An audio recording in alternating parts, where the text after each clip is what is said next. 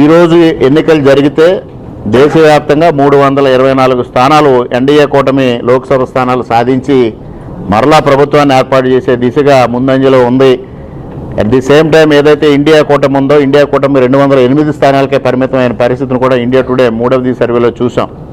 అదేవిధంగా రాష్ట్రంలో కూడా ఎన్డీఏ కూటమి ఇప్పటికే ఉన్న 21 ఎంపీ సీట్లకి అదనంగా ఇంకో 2 స్థానాలు కైవసం చేసుకునే దిశగా ఉందనేది కూడా ఇండియా టుడే మూడవది నేషన్లో ఇవాళ బయటపడింది.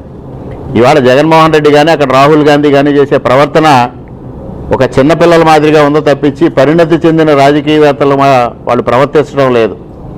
ఇవాళ భారతదేశానికి పెద్ద ఎత్తున ప్రపంచవ్యాప్తంగా మద్దతు వస్తూ ఉంది. ఇవాళ అమెరికా అధ్యక్షుడు ఈరోజే చూసాం, సాక్షాత్తు అక్కడి నుంచి రిపోర్ట్స్ ఏ విధంగా వస్తూ ఉన్నాయి. అక్కడ ఒక దౌత్యవేత్త వ్యక్తిగత కక్షతో ఇవాళ భారతదేశం పైన ట్రంప్ ఈ విధంగా వ్యవహరిస్తున్నది సరైన విధానం కాదు అని చెప్పే పరిస్థితి వచ్చింది. ఆయన ఏదైతే నోబెల్ శాంతి బహుమతి కోసం ఆయన్ని నామినేట్ చేయలేదు, భారతదేశం తరఫున మద్దతు ఇవ్వలేదనే ఏకైక కారణంతో ఈ విధంగా భారతదేశాన్ని వ్యతిరేకిస్తూ ఉన్నదనే సంగతి ఇవాళ బయటకు వచ్చింది. ఇవాళ ప్రపంచం అంతా భారతదేశానికి మద్దతుగా నిలుస్తున్న పరిస్థితిని చూసాం. ఇది ఒక నరేంద్ర మోడీ గారి వల్ల మాత్రమే ఈ విధమైన మద్దతు కూడగట్టడం ప్రపంచవ్యాప్తంగా సాధ్యమైంది. అటువంటి పరిస్థితులు ఇవాళ ప్రజలు మరలా భారతీయ జనతా పార్టీనే గెలిపించాలనే ఒక ఆలోచనతో ఇవాళ ఉన్నారు అనేది మనకి ఇండియా టుడే చేసిన మూడవది నేషనల్ సర్వేతో బయటకు వచ్చింది. ఇటువంటి పరిస్థితుల్లో భారతీయ జనతా పార్టీ అదేవిధంగా ఎన్డీఏ కూటమి బలోపేతం కావాలి.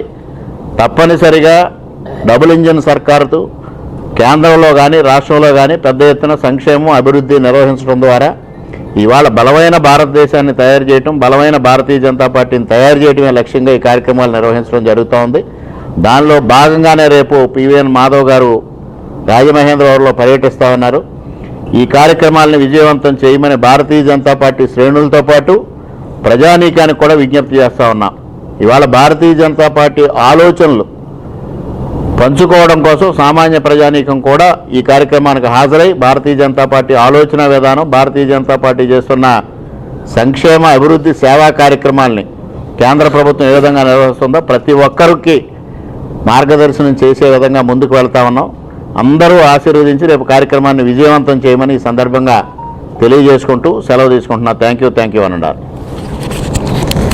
ఉదయిస్తున్న సూర్యుని